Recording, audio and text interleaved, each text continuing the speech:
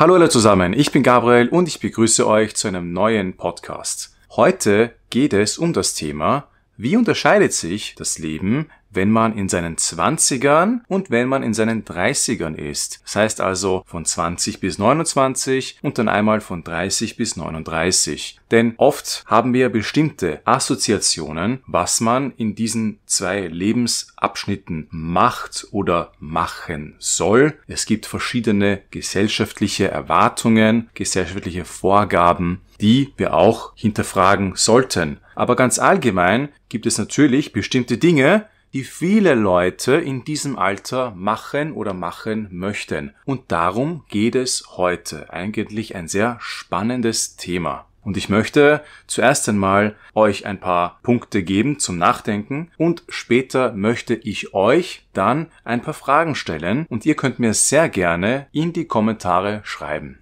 Die 20er sind oft mit einem Gefühl der Freiheit und der Entdeckung verbunden. Das heißt also, man macht viele Dinge zum ersten Mal, man entdeckt vielleicht verschiedene Seiten an seiner Persönlichkeit oder man entdeckt auch neue Interessen, die man hat oder man zieht aus seinem Elternhaus zum ersten Mal aus. Das ist auch eine große Sache, wenn man zum ersten Mal irgendwo allein wohnt zum Beispiel. Und dieser Beginn des eigenen Weges kennzeichnet irgendwie diese Phase in den frühen 20ern. Und auch wenn viele Leute auf der einen Seite sagen, dass man in den 20ern viel ausprobieren soll, dass man noch viele Freiheiten hat und in den 30ern das ganz anders ist, dann kann man das auch hinterfragen. Also nicht unbedingt muss man in den 20ern ganz wild viele Dinge ausprobieren, wenn man nicht das Bedürfnis dazu hat oder hatte, wenn man schon eine feste Richtung eingeschlagen hat, die einem selber auch gefällt. Also beispielsweise, wenn man sich für etwas Bestimmtes interessiert, wenn man für etwas Bestimmtes eine Leidenschaft schon entwickelt hat, dann kann man auch, wenn man ganz jung ist oder sogar schon noch unter 20 Jahre alt ist, natürlich sehr intensiv in diese Richtung gehen, ohne andere Dinge auszuprobieren. Aber irgendwie werden die 20er mit diesen verschiedenen Attributen assoziiert, also neue Entdeckungen, Freiheit, dann das Sammeln von Arbeitserfahrung. Man ist vielleicht noch nicht so sicher, welche Arbeit man langfristig machen möchte. Man jobbt einfach mal so herum in verschiedenen Branchen und dem gegenübergestellt sagt man dann oder wird gesagt, dass die 30er eher für Aufbau, Stabilität stehen. Das heißt also, es wird manchmal erwartet, dass man in den 30ern schon genauer weiß, was man beruflich machen möchte. Man hat sich schon festgelegt oder man hat vielleicht schon eine Familie gegründet oder Kinder bekommen.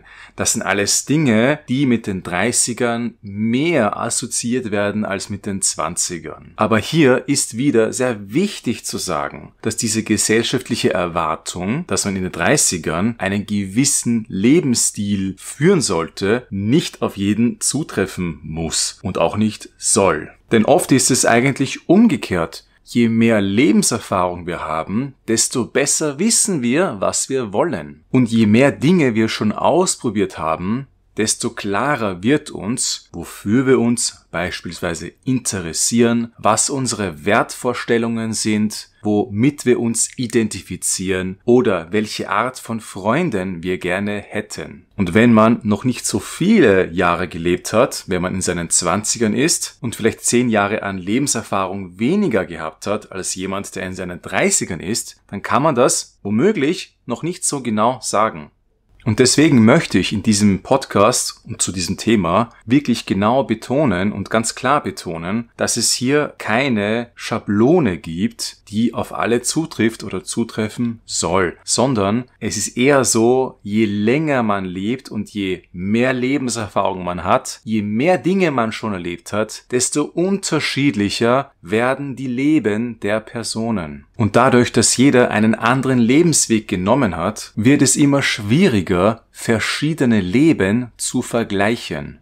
Denn es geht hier ganz viel um den Kontext. Was ist die Vorgeschichte einer Person? Was hat die Person vorher gemacht? Welche bedeutenden Ereignisse haben das Leben dieser Person stark und nachhaltig beeinflusst? Das sind mal so ein paar Gedanken zu diesem Thema und jetzt möchte ich euch zum Schluss ein paar Fragen stellen. Zuerst einmal, falls du in deinen 30ern bist oder in einem Alter über 29 bist, wie unterscheidet sich deiner Meinung nach dein jetziges Leben von dem Leben in deinen 20ern? Haben sich deine Wertvorstellungen vielleicht verändert? Welche Dinge sind vielleicht gleich geblieben?